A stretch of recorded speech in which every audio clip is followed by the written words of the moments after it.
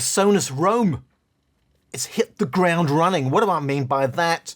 I went on the Trusted Reviews website. It says one of the best portable speakers on the market. Doesn't say one of the best small speakers. It says one of the best portable speakers on the market today. 5 out of 5. So, wow, this is going to be amazing. It comes from Sonos. And what's the fantastic thing about Sonos? We've talked about the JBL logo and they really upgraded the logo. The amazing, incredible, one of the probably most useful features for me personally is that I can put the speaker down there and it tells me it's called Sonos, but if I turn it around, it's still called Sonos. I think that's absolutely fantastic. So let's get straight in. There is a lot to talk about with this speaker. It's a very small speaker. It's got a very big price. I have joked about JBL extremely priced speakers. And we've joked about brands like Bose and almost all the big brands, all of them that have fanboys will buy no matter what, have big prices. £160. If you put £160 on the table, it would be a bigger pile than that speaker is. It's a small speaker with a massive, huge price.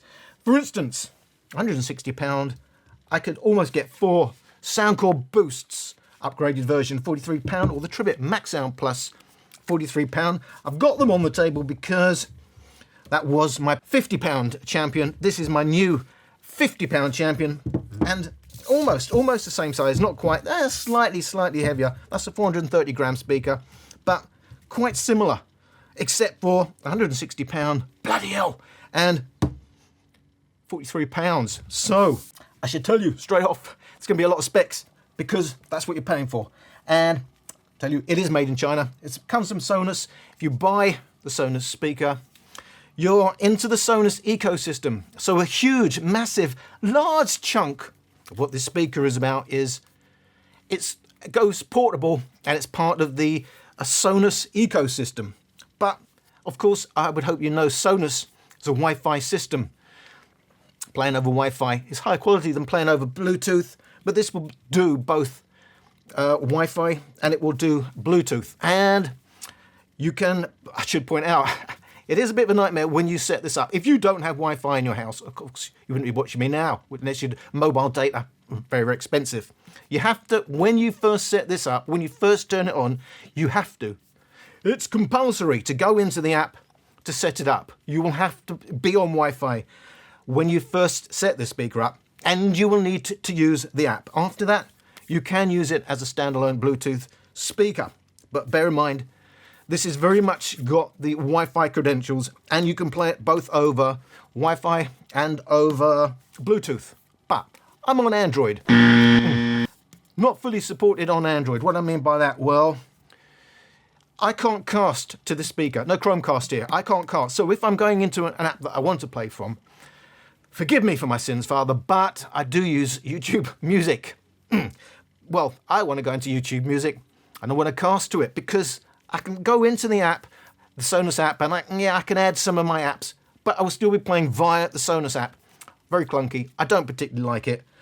If you are on an Apple device, supports AirPlay 2, you can basically throw throw the speaker into the app. Play it that way. You can't do that. No casting on Android. That's a big downer for me. You should note that. Yes, you can get stereo pairing.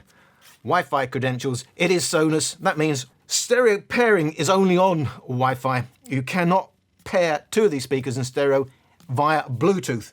That's a big downer again for me. Now, it's a bit like JBL now. It's gone mono. You've got a racetrack. They do love calling it a racetrack driver. In the old days, we'd call this an oval driver. And it's got a little tweeter, a separate tweeter, and a woofer stroke bass driver. So, do you really need that in a speaker that size? Well, it must be really, really hi-fi. And Trusted Reviews have already told us one of the best sounding speakers on the market today. It's going to be fantastic, isn't it? So, do you notice what they've done? Yeah, you've got a separate tweeter. Yeah, we've got a separate woofer stroke bass driver. No stereo, that makes it mono. Of course, If you're in Wi-Fi, you could have stereo pair. Can't do that if you're in Bluetooth, but there's no passive radiator. You can get a bass for free these days. You just stick some passive radiators on. Maybe because it's quite a large racetrack, very, very fast driver, but then we could add one large passive radiator on the back, and then we'll have to make the speaker a bit bigger. Come on. Passive radiators, passive radiator, no passive radiator. That's a massive trick already. That's already worrying, isn't it, in terms of what's going to be down the road. Does support setting up voice assistant, whether you're on Google or Alexa or Siri, on Apple devices, but I don't touch Apple devices. I like my freedom. Sound swap feature. That's really nice. So you can be playing on your Sonos. If you're into the Sonos ecosystem, and you probably already know this, you can hand over the music to another speaker. You hold down the play pause button. By the way, all the controls are on the back. Volume up, volume down, volume up, play pause, and also multi-function button, and the mic and engage or turn off mic from there. And on the back, we just have the USB-C charging port and the single button there for turning on, turning off, going through. I'll get to that in a minute, but it is a little bit of a nightmare for me personally in use. Just want to quickly get through the specs. There's a lot of them. Big downer for all of you within the ecosystem, the Sonos ecosystem. Can't use this as part of your surround sound system, apparently. Not only that, you can't use that with the subwoofer. You're probably thinking, all right, it's got no passive radiators, but yeah, we get a separate subwoofer with a Sonos system. Well, no, you don't. You can't use that with the Sonos subwoofer. We'll say, by standard, obviously, it's 5 volts, 2 amps, although it's got both 1.5 amps and 2.1 amps in the specs, but it does support fast charging. I did test it. It's 5 volts, 3 amps.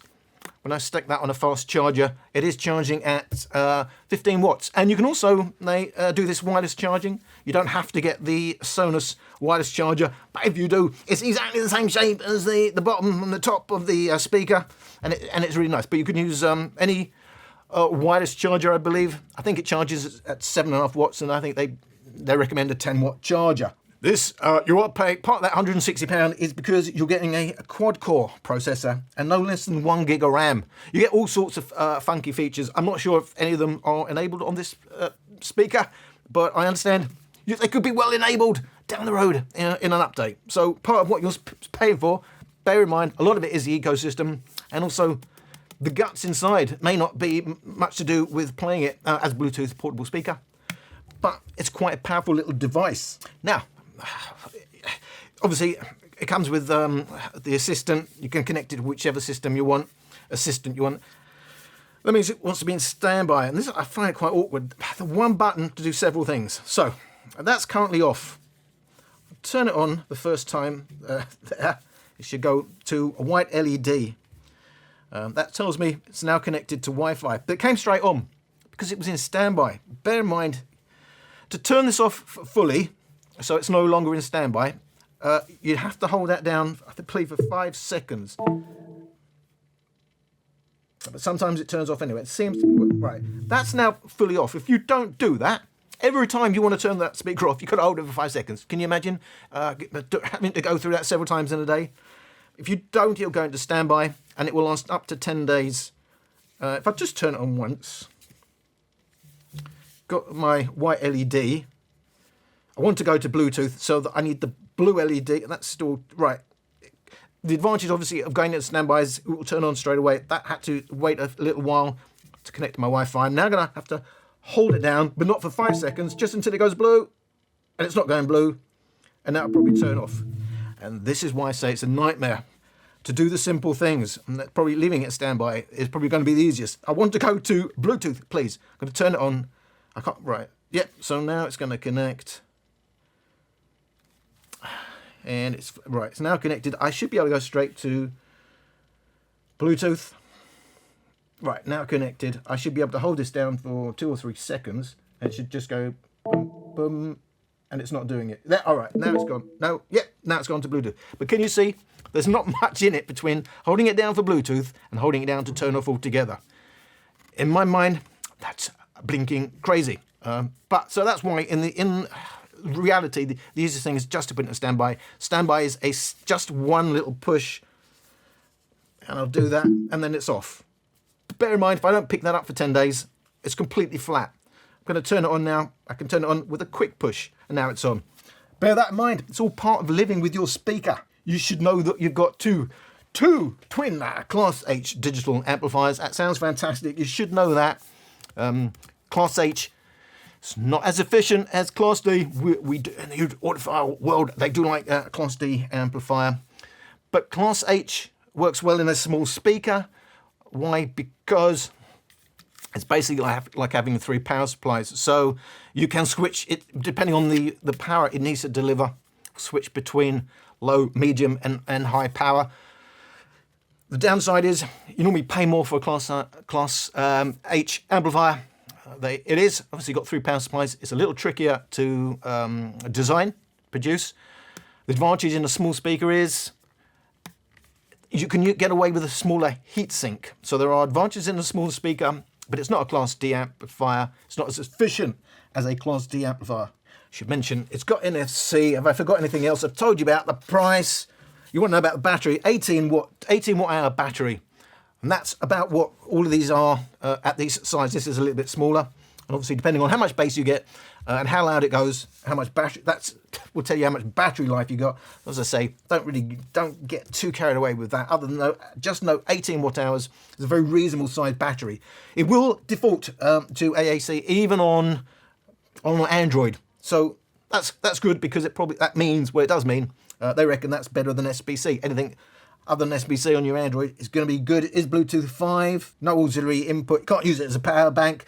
What surprised me, it's got a microphone. Can't use it as a phone speaker. I thought, pardon? As £160, it's got a microphone. Can't use it as a phone speaker. Don't know what the power rating is. I can't find that anywhere. I said 430 grams. It is IP67. The 6 means it's dust proof. The 7 means you can submerge it in up to 1 metre of water for 30 minutes. The problem is, you play it in a swimming pool, it's going to sink. That surprised me for a really small and light speaker. And something that's 160 quid and designed to travel, it will sink. It doesn't even float. I found that extraordinary, to be honest, along with you couldn't use it as a phone speaker. Now, I wanted to cover so many things. Let's see where I am on my list. So, one of the other big features is, of course, trueplay. Now, it should be mentioned, if you've got any other, at this point, any other Sonos speakers, what is trueplay? I should tell you, first of all, if you see their advert, they got an audiophile, an expert in audio, and this is what we've always wanted, because when we're mixing and mastering, we don't know what you're actually going to do with it in the end of the day and what room you're in, blah, blah, blah. And so this way, it always sounds exactly as how it was engineered. Well, no, of course, it doesn't. It's basically, it's their auto EQ, but done in in a clever way. But is it going to make much difference to you? I don't know. Why? Because, as I said, this is very much tied into the Apple system.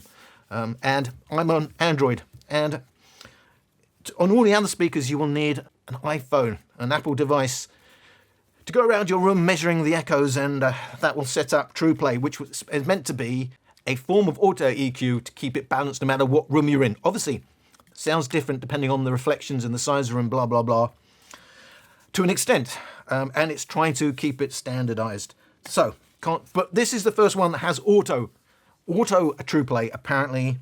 And that means you don't have to go around with your iPhone. You're not locked into that system. Even with an Android phone, you can use trueplay and it will automatically do it. So you just turn it on in the app, and it's going to do marvelous things. Now, I put this in my sound recording room, which I consider a well-treated room with reasonably low reverberations. So in that sort of an environment, going from not having trueplay to turning on trueplay, does it do amazing, incredible things and bring back what the original master was all about? Can't believe that you are my lady. It's so crazy. It's so crazy. She got the love for me.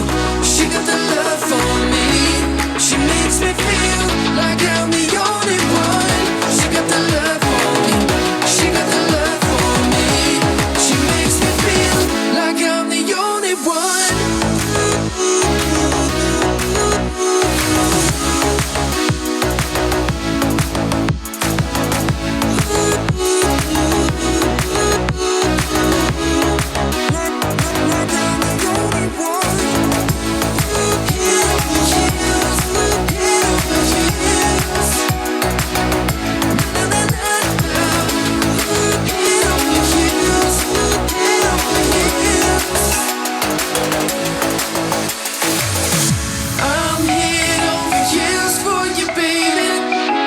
you're not listening for the differences, you may well not even hear the differences. I can tell you the measured differences were, I got less deep bass.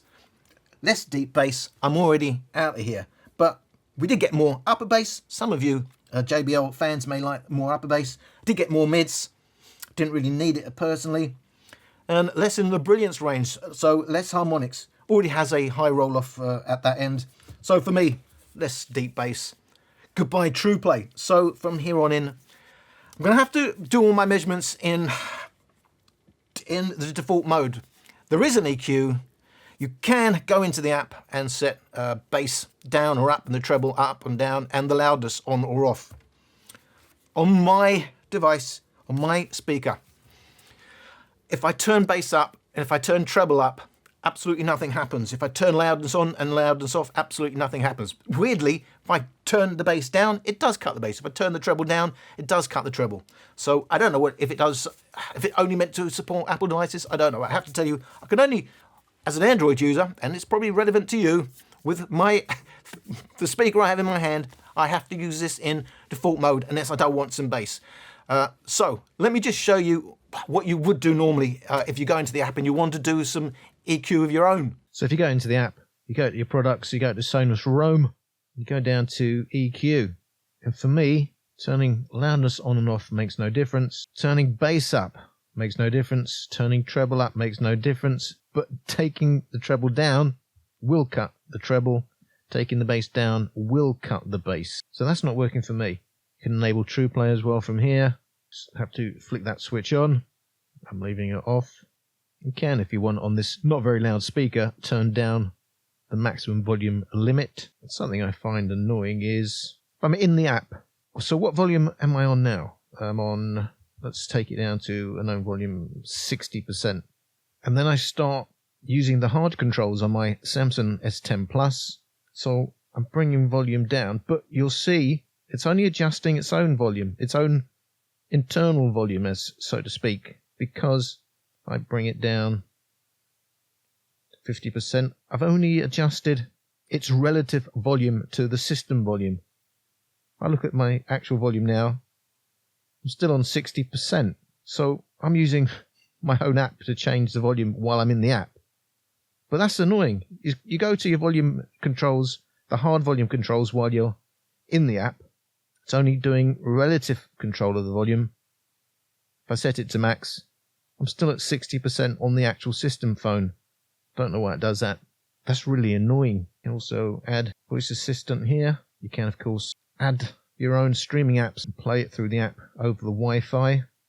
Comes by standard with Sonos Radio. I've added YouTube Music, but it's not the same as using the dedicated app. But that's a problem on Android because you can't cast to the speaker from within the app that you want to use. You could do that on an Apple device. Right, okay, it's going to sound fantastic. Would you know that? TrustedReviews.com have told me that. Let's have a look at the frequency response. Sonos Roam in default mode. I can't test any other modes. It is, from upper bass onwards, remarkably flat, maybe too flat, even at 100% volume. So they're trying to keep a balanced sound rather than we might have expected bass to limit from 80% and then a rise in the mids and the highs. It would allow it to go a little bit louder. Or maybe this is to leave headroom for trueplay. I don't know. But remarkably smooth, but noticeably a peak at the upper bass and then a rapid roll-off. So there's no mid or deep bass on the speaker. There is some bass adjustment at lower volumes. But perhaps the biggest note for me is the presence region. We actually have dips in that presence region, aka treble region, just where you'd want to add some clarity. There is actually a little bit of a dip. They do add some sparkle there, 8 kilohertz. It is a region that's used to EQ in some clarity, but it can also be the sibilance area.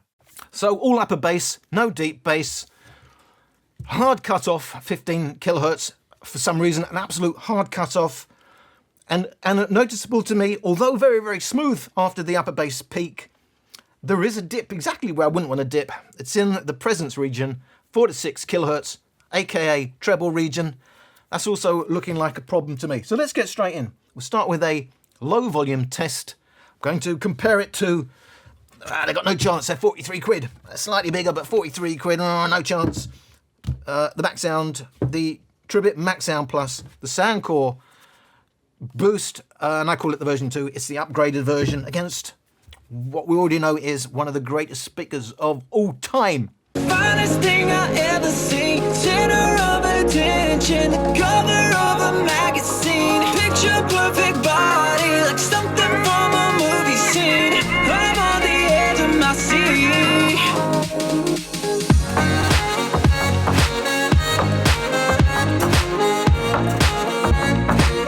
I'm on the edge of my seat.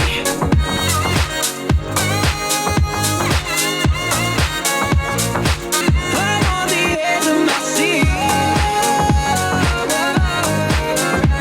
You know you are. I'm on the edge of my seat. Baby, you know you are. It's constant pressure. I'm on the edge of my seat. I've been thinking about it. Won't you tell me, baby? I've been thinking about it. Like I am. I've been thinking about it. Won't you tell me, baby? Everything about it scares me. Can't get these voices out of my head. I've got monsters under my bed. I don't think I'm alright. My friends tell me that I'll be fine, but I can't get these voices out of my head. I've got monsters under my bed. I don't think I'm alright. My friends tell me that I'll be fine. Wanna can't get these voices out of my head. I've got monsters under my bed. I wanna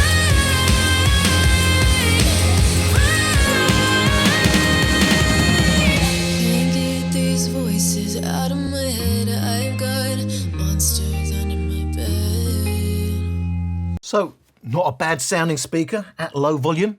Fair enough. It's not the greatest speaker in the world, is it? It's matching £40 speakers. Is that enough for you?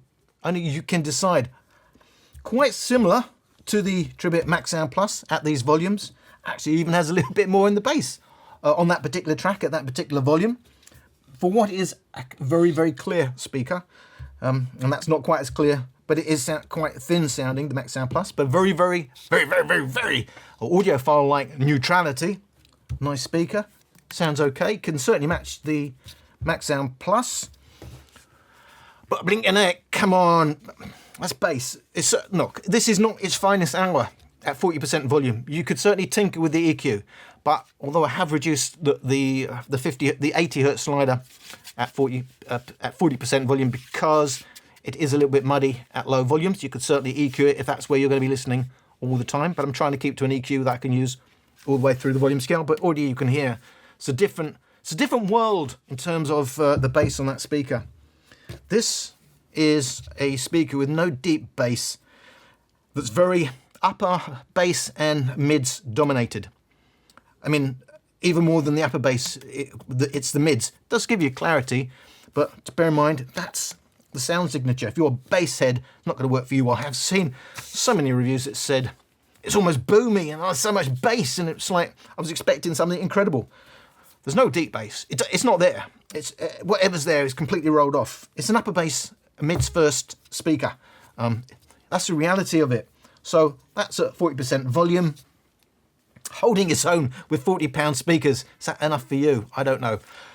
Let's go to around 75% for this speaker, and I'm actually going to throw in two more speakers. Now, £160 in the UK, £160, apparently it's not made anymore. I certainly still buy it. It's a Denon 250 BT. Probably for me, in terms of hi-fi-like quality, the best speaker you can get for travel in a compact size. Sounds great. Look, that's a lot smaller, but £160, £160, they're about the same price. If you're looking for a travel speaker, you may well be comparing these two. If you're seeing some of the reviews saying this is one of the greatest things since sliced bread, blah, blah, blah, you may well be thinking they're almost equal in terms of quality. I'm going to throw in, this is the Flip 5, it is the Flip 5, because that's a £99 speaker, and I think it's basically around the same size. it's going to be a similar speaker if you're actually looking for a travel speaker rather than something that just fits in with the Sonos ecosystem and it's the same, you read it the same no matter which way around it is. And of course, they do have passive radiators. They're not missing a trick on the JBL. We should also mention that's also mono. So let's compare all of them. I'll go through them one by one. So don't fast forward if you think you've missed something. I'm going to, one after the other, comparison.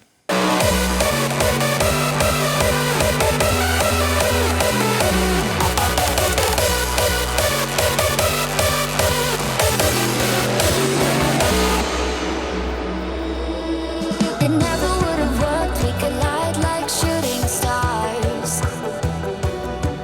Never seeing eye to eye, but you'll always be in my heart.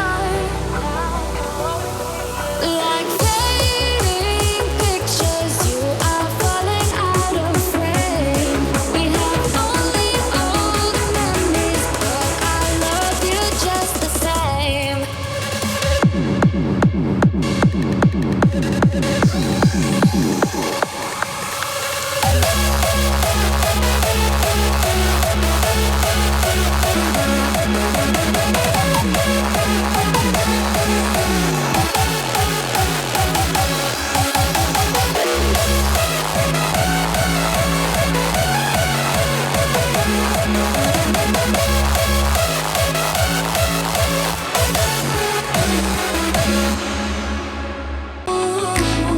Can't believe that you are my lady. It's so crazy, it's so crazy. She got the love for me, she got the love for me. She makes me feel like I'm the only one. She got the love for me, she got the love for me. She makes me feel like I'm the only one.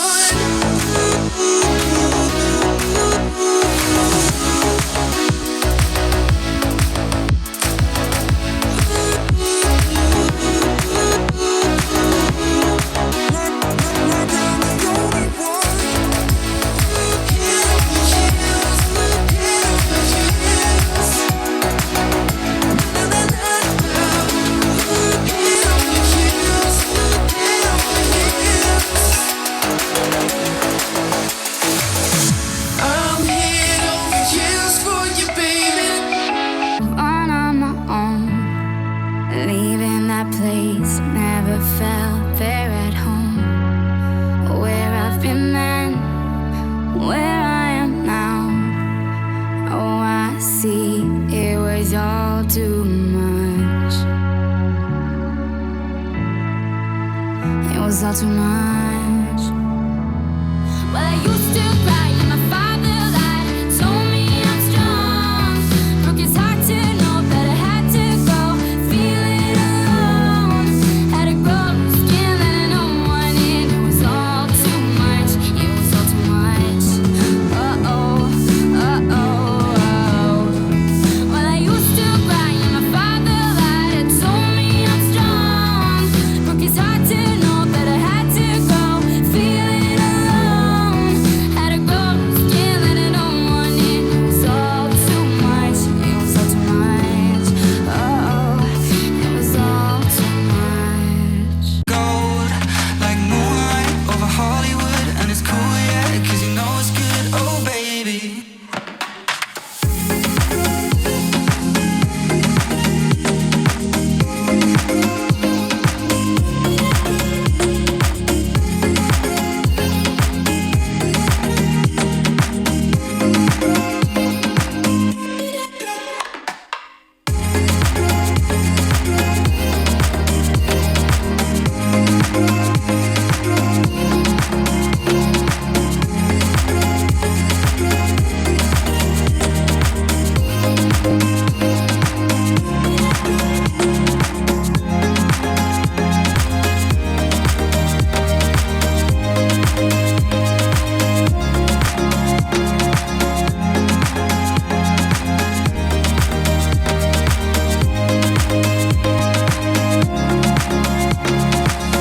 We know the bass limit's at around 80%. We're not even at 80% already. To me, it's sounding a bit dull. It's lacking a bit of sparkle, and it's lacking sparkle because there's no peak where you probably want a little bit of a peak at least. rather than dips, 4 to 6 kilohertz. It is smooth. It is a smooth sounding speaker, but at these volumes now, to me, it's sounding quite dull. It's sounding quite dull. When you hear similar size speakers, but still a lot cheaper. Even now, the Maxsound Plus, now it does dig deeper into the bass. The Denon, it's in another world. If you're paying £160 for that, you'd probably pay 400 quid for that. It's a lot better than this. This sounds decent at lower volumes. Can't push this at all. I think it's worth noting, one of the downsides to a Class H amplifier is you've got 3 separate power supplies. It means the potential for clipping, where you get some distortion, is greater. And that means you don't have to be at maximum volume to start getting clipping. It can happen at different volumes because it's using different power supplies and it's being driven by different voltages.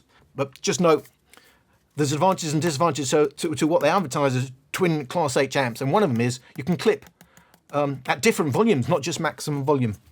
I didn't notice anything that bothered me in way of distortion, to be honest. I do know other people are saying they're hearing distortion left, right and centre. What it sounds like to me is, it doesn't handle bass well. And so it's a bit all over the place. It's a bit, it's what happens with cheaper speakers. Once you're playing multiple frequencies at the same time, it can handle a single frequency, but it can't handle multiple frequencies. And that's what drivers are. That's why they separate drivers to start with, because it's easier if you can separate out the frequencies. And so when the driver is not up to basically broadband frequency, this isn't even the passive radiator. So we've got a potential for clipping already at lower volumes, but I think to me it sounds, it's just not handling it. It's just a bit, I would say it was dirty. It's a dirty sound rather than distorted. But look, the boost, again, never mind, all right, you'd have to pay £160 to get a massively improved bass. So what, massive bass here, and that's 43. That's what you can do for £43. Buy 4 of those, basically, one of those. And even the Flip 5, it's kind of thin. It is upper bass heavy. And actually, there's not much in it, an overall bass, but it's the sparkle there where this is sounding dull to me.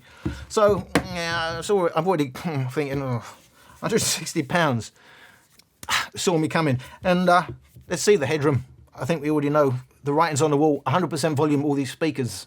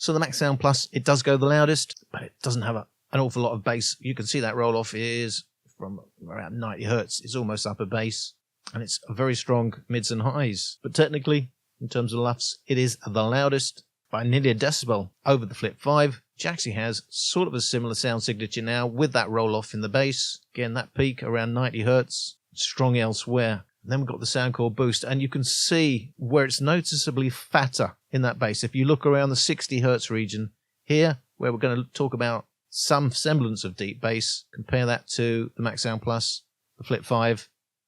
The Boost, you can see, has that bigger bass. We're talking this area here, and a bit more of a roll-off, a bit more of a natural roll-off, actually, as we go towards brilliance range. And then, although quieter than the other three speakers, the Denon does have the biggest, fattest bass. Look at that region again, quite similar, but still a little bit fatter than the Boost, noticeably bigger than the Flip 5 or the Maxsound Plus. The Denon probably has the most natural slope here. Bringing up the rear, the Sonos. Now, compared to all the others, you can see it's all upper bass. There's nothing here, let alone the 60 Hz region. There's nothing even in the 90, 100 Hz region. That's the Sonos Roam. Compare that to all of these other speakers.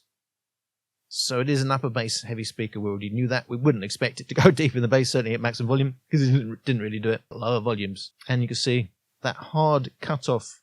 It's not even a rolled off high end. So, you know, I know we can't really hear past this 16 kilohertz, 16.5 kilohertz here, but it is a hard roll off, which surprised me. If you look at how all the other speakers have a roll off, there's a slope. Sonos Roam, it's a hard, we're not going any higher than that limit.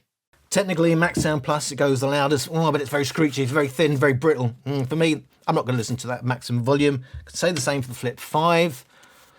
They do go the loudest because they're pushing the mids and the highs and not bothering with the bass, but that makes it a screechy, not very listenable for me. Putting those two to the side, technically the loudest, but they're not going to be a listenable. These are the two I'd listen to at maximum volume. Holding on to bass sounds more balanced, but of course the Denon's still in a league of its own, although technically it doesn't go as loud as the other three, but there's very little in it. You're not probably by your ear not going to hear that much difference in loudness, but technically if you measure them, doesn't go that loud, but that's because it's holding on to bass. Don't hold on to bass, very easy to go louder, but bringing up the rear, £160. Sonos, I can't go to maximum volume. I don't know how much you could push that bass if you indeed was on an iPhone. Does it work only on an iPhone? I don't know. Is my speaker faulty? I don't know. All I know is I can only play it in default mode. Default mode, by the way, is with loudness on. It's okay. It's an okay speaker. Some things it does nice. It's very smooth. It's never going to pierce your eardrums. At 40%, at those sort of volumes, it does sound quite nice, to be quite honest with you. But those are low volumes. Once you start trying to push the volume, you know, and if it's your own speaker, because it's a travel speaker, I can't, you know, you want to have a bit of fun. You start pushing the speaker up, you get no bass, you get no sparkle. For me, for my ears. So I thought I'd paid, to be honest, I thought I'd paid 120. When I looked at the receipt, it was 160. No, I can't. You're paying to be part of the ecosystem, and you're paying for the hardware, which you're actually not taking advantage of. They haven't even put passive radiators in. No, as far as I know, they haven't. I looked at the design, and there was something in there that looked like some sort of a radiator, but as far as I can see, I've tried to look everywhere. There's no obvious passive radiator. I don't know if there's something in there that's extending the bass. I think they've missed a trick there. There isn't any deep bass. It is all upper bass. It's basically, this is an upper bass mids first speaker. If that's your thing, you're going to love it. But I can't see anyone wanting to buy that if they're not into the Apple system, your iPhone, your iPad, and indeed you're already into the Sonos system. So for me, hugely disappointing. And I don't know, is that now the world's most overly hyped speaker and overpriced speaker? I've said enough about JBL and their prices. There doesn't seem to be any end to it. So yeah, I think at this point, maybe the most overhyped speaker in terms of what so-called serious reviewers are actually saying about this speaker. I don't know what else they're listening to, but that's a very ordinary sounding speaker. It does some things quite nice. It's quite smooth. It's not a V shape. Maybe it's too. I think for that size speaker, it's too smooth. Way too smooth, probably. So that's my review.